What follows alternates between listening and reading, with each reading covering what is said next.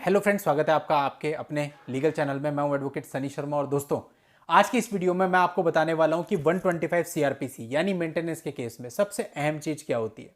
125 CrPC maintenance का case जिसकी question नहीं होती, जिसको आपको लड़ना ही पड़ता है। और आज के समय की अगर आप बात करें तो मैक्सिमम केसेज में आपको कुछ ना कुछ देना ही पड़ता है, कुछ मिलता नहीं है। आप अपनी तरफ से चाहे जितना प्रयास कर लें, लेकिन लास्ट में यही होता है कि कुछ ना कुछ आपको देना ही पड़ता है। केवल एक ही कंडीशन आज के समय रह गई है कि भाई लड़की अगर जॉब करती है, उसकी भी सैलरी आपके लगभग इक्वल है, तो उसका मेंटेनेंस नहीं बंधेगा। लेकिन अधिकतर मामलों में ऐसा आप साबित कर नहीं पाते हैं, मेंटेनेंस देना ही पड़ता है। वाइफ जॉब में है और अच्छा कमा रही है, आपके इक्वल कमा रही है, तो फिर बच्चों के नाम पे देना पड़ता है।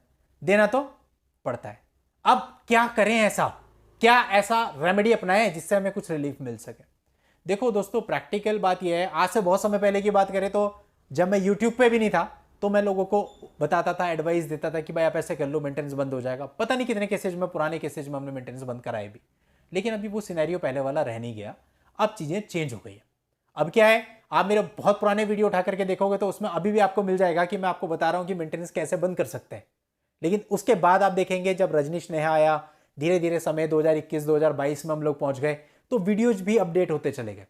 अभी आज के वीडियोज अगर आप देखोगे मेरे, तो उनमें अधिकतर आपको ये मिलेगा कि भाई मेंटेनेंस में आप अपने को सुरक्षित कैसे कर सकते हो, कैसे अपने आप को मिनिमम पे ला सकते हो। लेकिन वो वाले वीडियो जब आपको देखने को नहीं मिलेंगे, पुराने वाले, कि आप मेंटेनेंस को जीरो कर लो, 1 रुपए भी मेंटेनेंस मत दो, वो चीजें बहुत हद तक अब खत्म हो चुकी है। अभी क्या है कि मेंटेनेंस कुछ ना कुछ लगता है। अब कुछ ना कुछ तो ठीक है, लेकिन अगर मेंटेनेंस आपके ऊपर बहुत ही ज्यादा गलत लग जाए, जैसे एक मेरा मामला है, उसमें लड़के की ग्रॉस सैलरी 25,000 आती है, लेकिन 30,000 पर मंथ मेंटेनेंस का ऑर्डर हो गया। एक और ऐसे ही मामला है जहां पे लड़के की सैलरी ठीक ठाक है, लेकिन ईएमआई बहुत सारी कट जाती है। इस पर मैंने डिटेल वीडियो भी बनाया था। ईएमआई कटने के बाद 14,000 समथिंग उसको मिलता है, लेकिन मेंटेनेंस 15,000 का बन गया। इस तरह के और भी मामले हैं जहां पर जो लड़के के हाथ में रिसीव हो रहा है उससे ज्यादा का उसका मेंटेनेंस बन गया। तो अब लड़का कैसे सर्वाइव करेगा, क्योंकि उसको अपना और अपनी फैमिली के लिए भी पैसा चाहिए।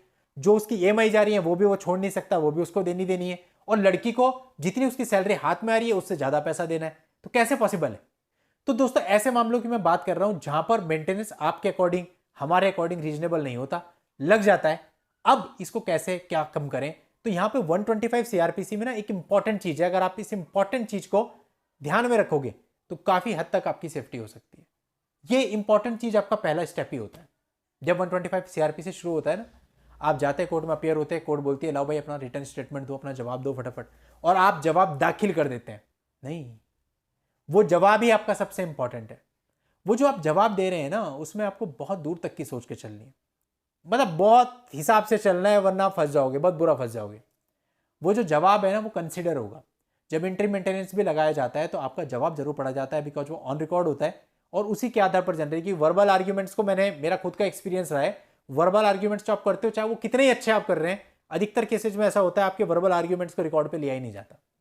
तो पीछे क्या रह गया, पीछे रह गया केवल आपका रिटर्न स्टेटमेंट। रिटर्न स्टेटमेंट में से ही लिखा जाता है कि भाई लड़के ने ये कहा, लड़के ने ये कहा, लड़के ने ये कहा।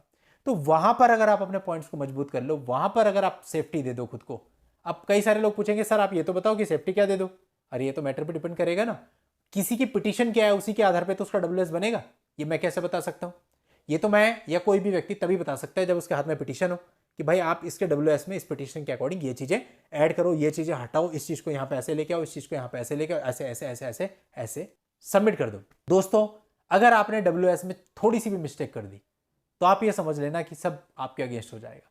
यानी कि डब्ल्यूएस, आपका रिटर्न स्टेटमेंट, आपका जवाब एकदम से आपको फाइल नहीं करना। ठीक है, आप एक डेट सीख कर लो, टाइम सीख कर लो, कोर्ट से कह दो कि हमें टाइम चाहिए, क्योंकि डब्ल्यूएस बनाने के लिए हमको कुछ डॉक्यूमेंट्स भी चाहिए और थोड़ा टाइम भी चाहिए। तो कोर्ट से आप 1-2 डेट ले सकते हो, इतनी कोई बड़ी बात नहीं है। और वैसे भी 125 सीआरपीसी के मामले में पहले काउंसलिंग होती है, तो काउंसलिंग में भी 1-2 डेट लगती है, तो उतना टाइम आपके पास होता ही है रिटर्न स्टेटमेंट बनाने के लिए, अगर आप अच्छे से बनाना चाहो। अगर आप ये सोचो कि कल मुझे दाखिल करनी है, आज आप रिटर्न स्टेटमेंट बना रहे हो, कल टाइप करके फाइल कर दी, क्वालिटी आ ही नहीं सकती। क्वालिटी तब आएगी जब आप पहले से प्रिपरेशन करोगे, पहले से एक एक चीज को एनालाइज करोगे। इवन मैं आपको ये कह रहा हूं कि एक बढ़िया रिटर्न स्टेटमेंट या कोई भी पिटीशन जब हम बनाते हैं, तो जब आप उस पिटीशन को पढ़ते हैं तो आप 10 बार भी पढ़ोगे ना, 10 बार उसमें गलती निकलेगी। मेरे साथ तो यही होता है, 10 बार गलती निकलेगी, 11वीं बार निकलेगी। मतलब जितनी बार आप पढ़ते जाओगे वो उतना ज्यादा और प्योर होता चला जाएगा, और प्योर होता चला जाएगा। और जितना आप उसको मजबूत कर सकते हैं उतनी मजबूती के साथ फाइल कीजिए, ताकि आप कम से कम गलत जो डिसीजन आते हैं, गलत डिसीजन क्यों होते हैं, कोर्ट जानबूझ के तो गलत लेगा नहीं। कोर्ट क्या करता है, आपके फैक्ट्स के अकॉर्डिंग डिसीजन लेता है। अब आपके फैक्ट्स में कंफ्यूजन है, आपने क्लैरिटी नहीं दी, या जो आपके साथ है उस चीज को आप सही तरीके से लेके ही नहीं आए, तो कोर्ट को क्या पता चलेगा कि क्या चीज है? तो कोर्ट तो वर्बल आर्ग्यूमेंट कितना याद रख लेगी, मेनली जो आपके रिकॉर्ड पे उसके आधार पर चलेंगे। तो कोर्ट अपनी तरफ से सही डिसीजन लेती है, लेकिन वो हमें गलत इसलिए लगता है क्योंकि हमारे फैक्ट्स पर डिसीजन नहीं लिया गया, हमारे फैक्ट पूरे तरीके से उसमें आए नहीं। तो दैट्स वाई आपका रिटर्न स्टेटमेंट, जो आज की इस वीडियो का मकसद है आपको ये बताना, रिटर्न स्टेटमेंट जल्दी से बिल्कुल दाखिल लीजिए, टाइम लीजिए 1 महीना 2 महीना 3 महीना, और बहुत ही बेहतरीन तरीके से अपना रिटर्न स्टेटमेंट बना के दाखिल कीजिए ताकि आपकी सेफ्टी हो सके। चलिए दोस्तों, आज के इस वीडियो में इतना ही। नेक्स्ट वीडियो में नई लीगल जानकारी के साथ मैं आपसे फिर मिलता हूं, तब तक के लिए good bye, thank you for watching, take care.